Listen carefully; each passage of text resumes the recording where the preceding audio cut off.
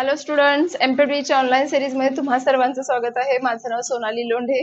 आपण चॅप्टर नवीन चालू केला होता तो म्हणजे कुठला सॉलिड स्टेट, की ज्याच्यामध्ये चौथ्या लेक्चर पर्यंत आपण आलो होतो. चौथ्या लेक्चर मध्ये आपण काय पाहिलं होतं तर 7 टाइप्स ऑफ द ब्रिवाइस लॅटाइस. ते जे काही 7 टाइप्स ऑफ द ब्रिवाइस लॅटाइस आहे ते टोटली मी एक्सप्लेन तर केलेले आहे तुम्हाला. त्याच्यामध्ये जो कुठल्या 7 टाइप्स आहेत त्याचे सब टाइप्स कुठले आहेत हे पण आपण एक्सप्लेन केलेलं आहे. पण त्याचे जो काही 7 टाइप्स असतील किंवा त्याचे सब टाइप्स असतील किंवा त्याचे ऍक्सियल लेंथ असेल किंवा त्याचे ऍक्सियल अँगल्स असतील तर हे लक्षात ठेवण्याची एक सिंपल ट्रिक आहे जे की मी तुम्हाला म्हणलं होतं मी तुम्हाला सांगणार आहे. तर ती जी काही ट्रिक आहे ती आज आपल्याला बघायची आहे. इथे मी लिहिलेलं आहे 7 टाइप्स ऑफ द ब्रिवाइस लॅटाइस, की ज्याच्यामध्ये तुम्हाला काय करायचंय कॉलम आखायचा आहे. या कॉलम मध्ये पहिला कॉलम मी कशाचा केलेला आहे टाइपचा, जे की 7 टाइप्स आपल्याला इथे लिहायचे आहेत. दुसरा कॉलम आहे एज लेंथचा, तिसरा कॉलम आहे ऍक्सियल अँगलचा आणि चौथा कॉलम आहे त्याच्यामध्ये टाइप्सचा. तर ठीक आहे, तर याच्यामध्ये 7 टाइप्स कुठले कुठले आहेत तर सगळ्यात पहिला टाइप आपण कुठला बघितला होता क्यूबिक. दुसरा टाइप कुठला बघितला होता तर टेट्रागॉनल. तिसरा टाइप कुठला बघितला होता तर अर्थोरोम्बिक. चौथा कोणता होता मोनोक्लिनिक. नंतर कुठला होता हेक्सागॉनल. नंतर कुठला होता तर रोम्बोहायड्रल आणि त्याच्यानंतर 7 टाइप 7वा टाइप कुठला होता तर ट्रायक्लिनिक. हे सगळे जे काय आहे ते माझ्या तर लक्षात राहिलेले आहेत, पण ते तुम्ही लक्षात कसे ठेवायचे ह्याची एक ट्रिक आहे किंवा ह्याचं एक सेंटेन्स आहे असं म्हणलं तरी पण चालेल. ते सेंटेन्स कुठला आहे बघा. याच्यामध्ये पहिल्या टाइप्स जो काय आहे 7 टाइप्स आहेत म्हणून मी इथं 7 काय केलेले आहे डिजिट लिहिलेले आहेत. त्याच्यामध्ये पहिला इथं मी लिहिते सेंटेन्स, इथं सी टी उर्मिला को मारता है रोहित त्रिवेदी. तर एक सेंटेन्स आहे सिटी उर्मिला को मारता है रोहित त्रिवेदी. त्या सेंटेन्स नुसार आपल्याला काय करायचे हे 7 टाइप्स लक्षात ठेवायचे. आता याच्यामध्ये बघा सी म्हणजे काय, C for capital C, T for capital T, otherwise capital T नाही म्हटलं तरी पण चालेल. त्याच्यामध्ये इनिशियल कुठं लक्षात ठेवायचंय C for C, T for T, Urmila को फॉर काय आहे इथं ओ, मारता है फॉर एम, हे for H, R Rohit for R H O आणि Trivedi for T R I. हे त्याचे काय आहेत लोगो आहेत असं म्हणलं तरी पण चालेल. आता याच्यामध्ये सी फॉर काय आहे तर सी आहे की ज्याच्यामध्ये टाइप कुठला आहे पहिला cubic, C for cubic. T for tetragonal, Urmila को. ओ फॉर कोण आहे त्याच्यामध्ये अर्थोरोम्बिक.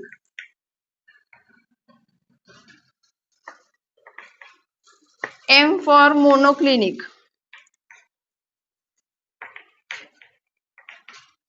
ठीक आहे, हे फॉर हेक्सागोनल.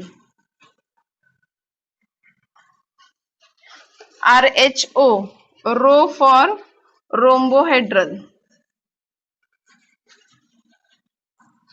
आणि T R I tri for triclinic. ठीक आहे, तर हे झाले त्याचे 7 टाइप्स. सी टी उर्मिला को मारता है रोहित त्रिवेदी. ठीक आहे, तर C for cubic, T for tetragonal, O for orthorhombic, M for monoclinic, H for hexagonal, R H O that is the rho for rhombohedral sorry, and T R I tri for triclinic. ठीक आहे, आता याच्यामध्ये age length, आता याच्यामध्ये मी इथं unit sale काढला आहे. Unit सेलला किती पॅरामीटर्स असतात तर 6 पॅरामीटर्स असतात. त्याच्यामध्ये कोण आहे तर एज लेंथ. एज लेंथ कुठल्या कुठल्या कन्सिडर करतो आपण ए कॉमा बी कॉमा सी, आणि त्याचे ऍक्सियल अँगल म्हणा किंवा ओनली अँगल लिहिते इथे मी. त्याचे ऍक्सियल अँगल्स कुठले आहेत तर अल्फा असेल, बीटा आणि गॅमा हे त्याचे ऍक्सियल अँगल्स आहे. जर ही लेंथ ए असेल तर ही बी आणि ही सी, त्याच्यामध्ये हा अल्फा अँगल, हा बीटा अँगल आणि हा गॅमा अँगल. ठीक आहे, तर हा युनिट सेल आहे. त्याचे ते 6 पॅरामीटर्स आहे की ज्याच्या बेसिसवर आपण हे काय केलं होतं 7 टाइप्स हे डिस्ट्रीब्यूट केले होते किंवा डिवाइड केले होते.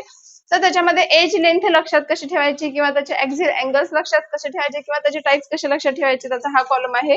एज लेंथ क्यूबिक साठी काय आहे तर ए is equal to b is equal to c, म्हणजे एज जेवढी लेंथ आहे तेवढीच बी ची आहे आणि तेवढीच सी ची आहे. तर याच्यामध्ये हा जो काही टेट्रागोनल आहे त्याचं काय आहे तर ए इज इक्वल टू बी आहे पण b is equal to not c. तर ए बी आणि सी हे इथं इक्वल आहेत, याच्यामध्ये 2 बाजू इक्वल आहेत, तिसरी जी काय आहे ती अनइक्वल आहे.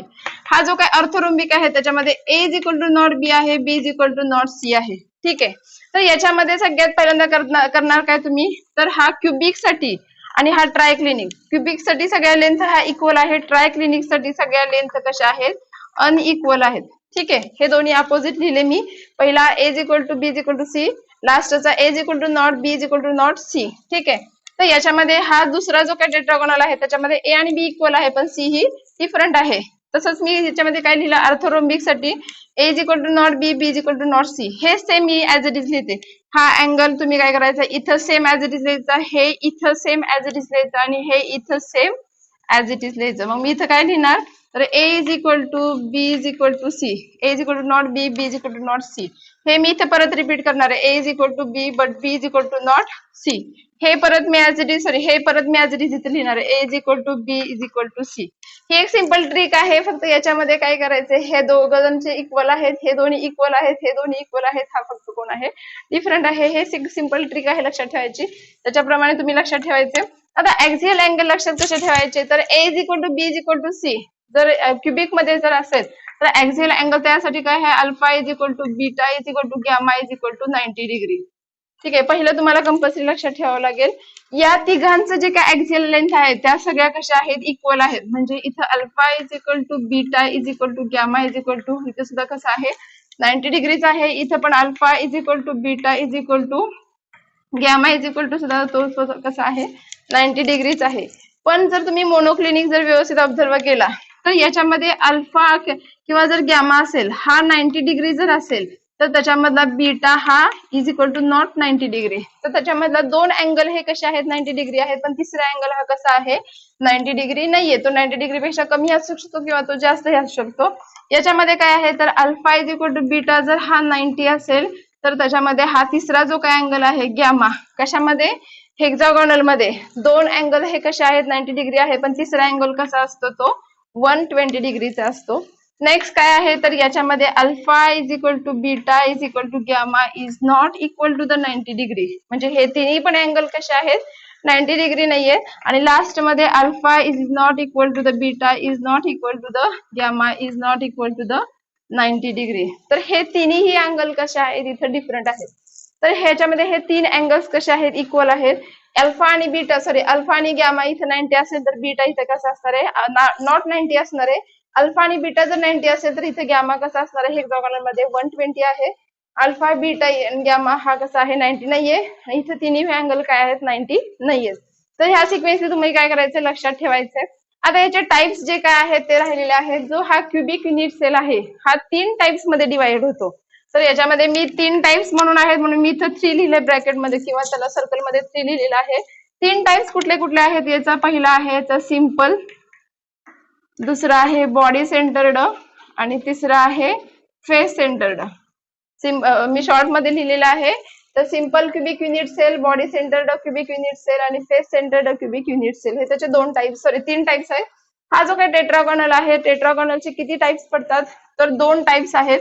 तर 2 टाइप्स कुठले कुठले आहेत, तर पहिला आहे सिंपल आणि दुसरा आहे बॉडी सेंटर्ड. हे 2 टाइप्स त्याचे आहेत. ऑलरेडी मी शिकवलेला आहे तुम्हाला. हा ऑर्थोरोम्बिक जो आहे तो it is divided into the 4 types. त्याचे 4 टाइप्स आहेत. कुठले कुठले आहेत, तर पहिला आहे सिंपल, दुसरा आहे बॉडी सेंटर्ड, तिसरा आहे फेस सेंटर्ड आणि चौथा आहे एंड सेंटर्ड. ठीक आहे, पहिला आहे simple cubic simple unit cell, body centred, face centred आणि एंड सेंटर्ड हे त्याचे 4 टाइप्स आहेत. नंतर हा जो काय आहे मोनोक्लिनिक, हा मोनोक्लिनिक जो आहे तो 2 टाइप्स मध्ये डिवाइड होतो. त्याच्यामध्ये पहिला आहे सिंपल आणि दुसरा आहे एंड सेंटर्ड. एंड सेंटर्ड आहे. नंतर हा हेक्सागोनल जो आहे तो मिक्स्ड म्हणलं तरी पण चालेल त्याच्यामध्ये, किंवा सिंपल टाइप म्हणलं तरी पण चालेल त्याला. तर त्याचा फक्त एकच टाइप आहे. हा जो काही रोम्बोहेड्रल आहे त्याचा पण सिंपल क्युबिक युनिट सेल, त्याचा पण एकच टाइप आहे. आणि हा जो लास्टचा ट्रायक्लिनिक आहे याचा पण एकच टाइप आहे, तो म्हणजे कोण आहे, तर सिंपल ट्रायक्लिनिक युनिट सेल म्हणलं तरी पण चालेल किंवा नुसतं ट्रायक्लिनिक युनिट सेल म्हणलं तरी पण चालेल. तर याच्यामध्ये हे जे काय 7 टाइप्स ऑफ द ब्रिवायसॅटायसिस आहेत, त्या दिवशीच मी तुम्हाला सांगितलं होतं की ह्याचे टोटल 14 टाइप्स आहेत. जर तुम्ही इथे या सगळ्यांची टोटल केली तर ती किती येते बघा. हा 3 आणि 2 5, 5 आणि 4 9, 9 आणि 2 11, 11 12 13 आणि 14 असे टोटल किती टाइप्स आहेत, तर 14 टाइप्स ऑफ द क्रिस्टल लॅटायसिस आहेत, जे की या प्रकारे किंवा या 7 टाइप्स ऑफ द ब्रिवायसॅटायसिस मध्ये त्याला काय केलेलं आहे, डिस्ट्रीब्यूट केलेलं आहे. तर ही एक होती छोटीशी शॉर्ट ट्रिक ही ज्याच्या थ्रू आपण काय करायचं हे लक्षात ठेवायचंय आणि याच्यावर क्वेश्चन हा कंपल्सरी असतो किंवा हा जर मोस्ट आयएमपी पॉइंट आहे असं म्हणलं तरी पण चालेल. तर हे व्यवस्थित नोट डाऊन करून घ्यायचंय. नेक्स्ट पॉइंट बघूयात. ठीक आहे, तर आपण नेक्स्ट पॉइंट बघूयात. नेक्स्ट पॉइंट इथं ऑलरेडी मी लिहिलेला आहे रेडियस ऑफ ऍटम. आता कन्सिडर करा हा एक ऍटम आहे. आधी रेडियस कशाला म्हणजे आपण ते बघूयात. ह्या सेंटर पासून या सर्कम्फरन्स पर्यंत जे काही डिस्टन्स आहे त्याला आपण काय म्हणतो आर. तर हा जो काय सेंटर पासून सर्कम्फरन्स पर्यंत जे काही डिस्टन्स आहे त्या डिस्टन्सला आपण काय म्हणतो radius. That is it is indicated by R. जर समजा कन्सिडर करा इथं दोन काय असतील ऍटम्स असतील. ह्या दोन ऍटम्स मधले या सेंटर पासून या सर्कम्फरन्स पर्यंत डिस्टन्स काय आहे आर आहे. या सेंटर पासून या सर्कम्फरन्स पर्यंत डिस्टन्स काय आहे आर आहे. तर याच्यामध्ये जर याची लेंथ जर डी असेल, यांची लेंथ मी कन्सिडर केली डी जर असेल तर हा जो काय आर रेडियस आहे तो रेडियस आपण कसा कॅल्क्युलेट करतो तर डी/2. D for diameter divided by 2 असा रेडियस त्याचा कॅल्क्युलेट केला जातो. तर हा झाला radius of atom. Next point आपल्याला काय बघायचंय तर edge length of unit cell.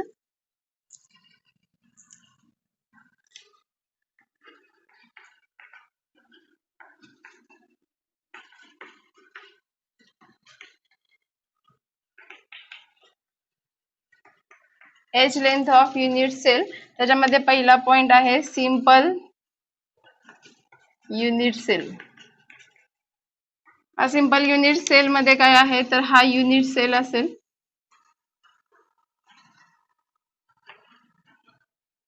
Simple आपण कधी म्हणतो किंवा सिंपल युनिट सेल आपण कसं आयडेंटिफाय करतो की ज्याच्या फक्त कॉर्नरला काय असतो कॉन्स्टिट्युएंट पार्टिकल असतो त्याला आपण काय म्हणतो सिंपल क्युबिक युनिट सेल म्हणतो. ठीक आहे, ह्याचं आयडेंटिफिकेशन आहे. तर कॉन्स्टंट पार्टिकल्स आर सिच्युएटेड किंवा constant particles are present at the corner. Only कॉर्नरला जेव्हा असतो तो म्हणजे कोणाचा सिंपल क्युबिक युनिट सेल असतो. कन्सिडर करा याच्यामध्ये मला आता काय करायचं याची एज लेंथ जर मला कॅल्क्युलेट करायची असेल. समजा ही एज लेंथ असेल ए, ही असेल बी आणि ही असेल सी असेल. ठीक आहे, तर याच्यामध्ये हा जो काय एक ऍटम आहे कन्सिडर करा हा पहिला ऍटम आणि हा दुसरा ऍटम.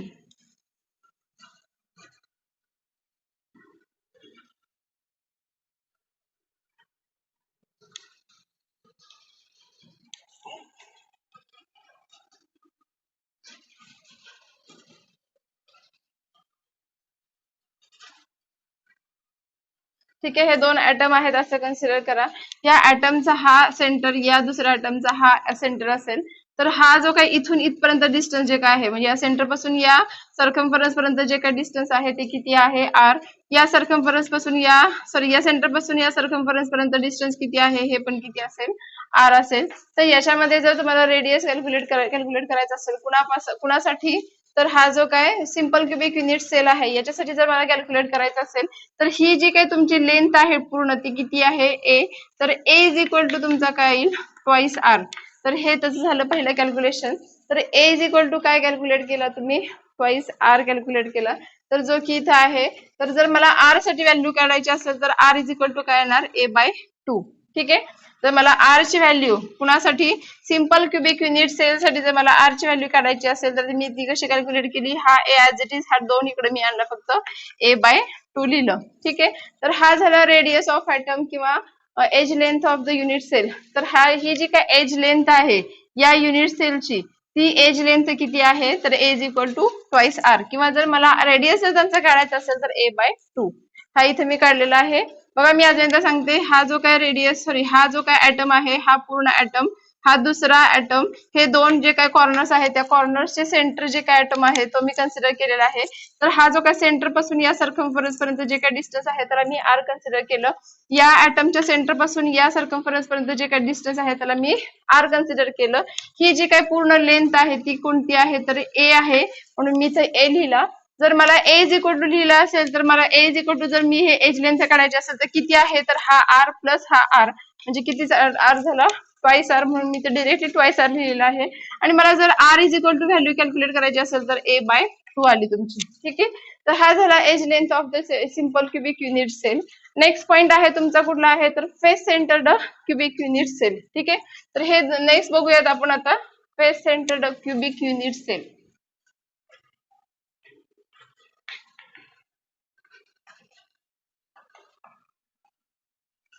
ठीक आहे. आता फेस सेंटर्ड युनिट सेल्सची आपण डायग्राम काढूयात.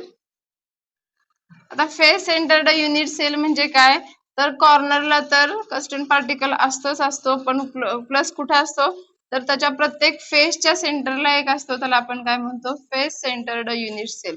तर याचे हे 4 कॉर्नर्स आणि ह्याचे खालचे 4 कॉर्नर्स, टोटल याला कॉर्नर्स किती आहेत, तर 8 कॉर्नरला तर आहेच, प्लस प्रत्येक फेसच्या सेंटरला, समजा हा एक फेस असेल, या फेसच्या सेंटरला हा दुसरा फेस त्याच्या सेंटरला, हा तिसरा फेस त्याच्या सेंटरला, हा चौथा फेस त्याच्या सेंटरला, हा पाचवा फेस त्याच्या सेंटरला, हा सहावा मागचा बॅक साइडचा फेस त्याच्या सेंटरला. ठीक आहे.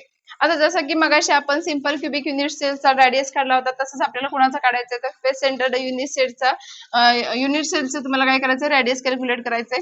तर याच्यामध्ये फक्त आपण कन्सिडर करताना हा वरचाच फेस कन्सिडर करूयात, म्हणून मी हे बाकीचे जे काही ड्रॉ केलेले आहेत ते मी फक्त पुसून टाकते. ठीक आहे.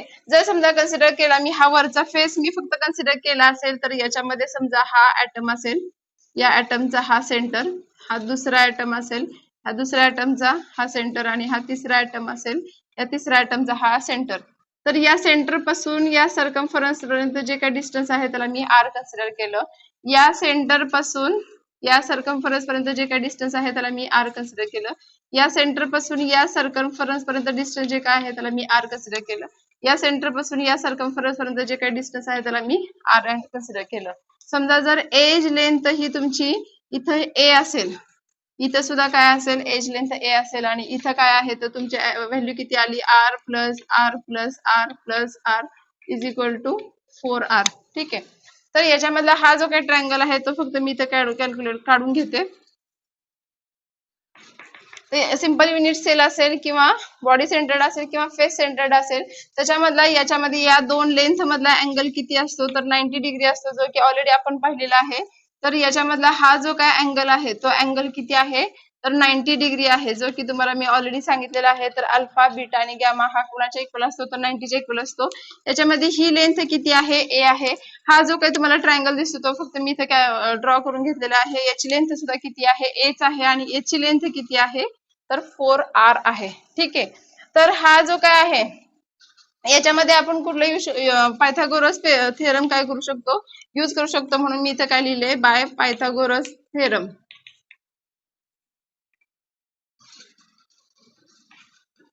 ठीक आहे. तर पायथागोरस थेरम काय सांगतो, तर समजा ही जर एज लेंथ जर ए असेल, ही जी काय एज लेंथ आहे ही जर बी असेल, आणि ही एज लेंथ जर सी असेल, तर त्याच्यामध्ये अकॉर्डिंग टू द पायथागोरस आपण कसं लिहितो, तर A square plus B square is equal to C square. हा ए स्क्वेअर हा plus B square is equal to C square.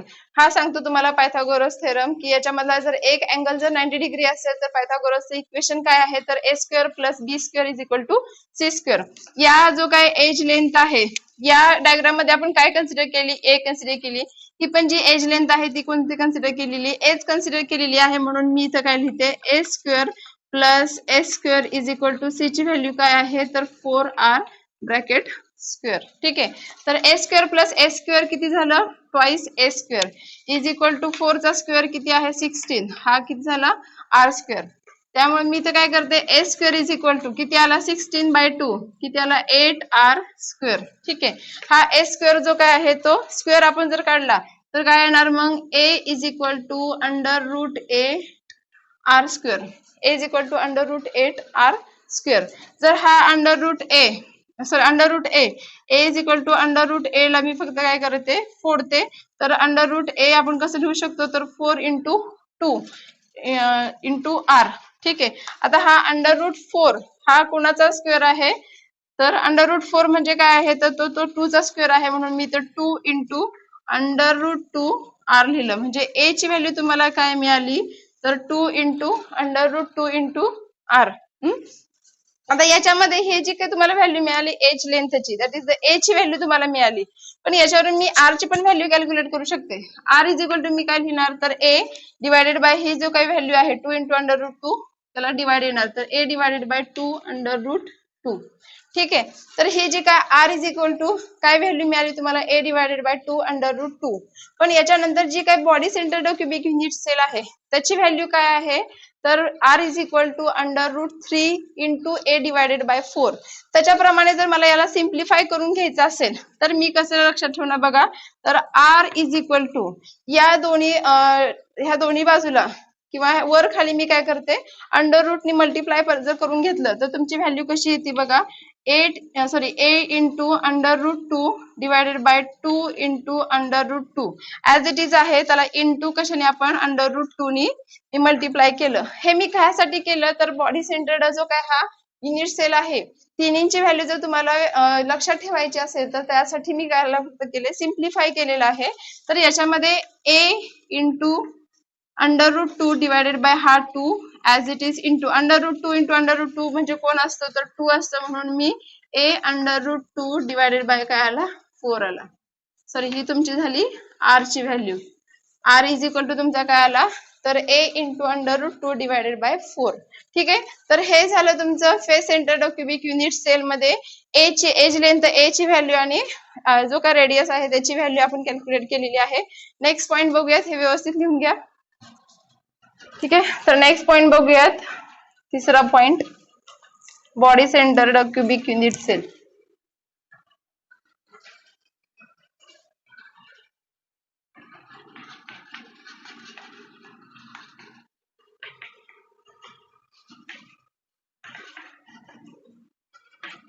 आता याची एज लेंथ आणि रेडियस आपल्याला कॅल्क्युलेट करायची. आता याच्यामध्ये पहिल्यांदा मी युनिट सेल काढते.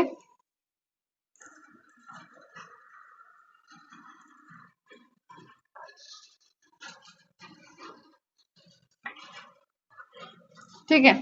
आता बॉडी सेंटर्ड म्हणजे काय तर कॉर्नरला तर असतो प्लस हा एक कॉर्नर, हा दुसरा, हा तिसरा, हा चौथा, पाचवा, सहावा, सातवा आणि आठवा.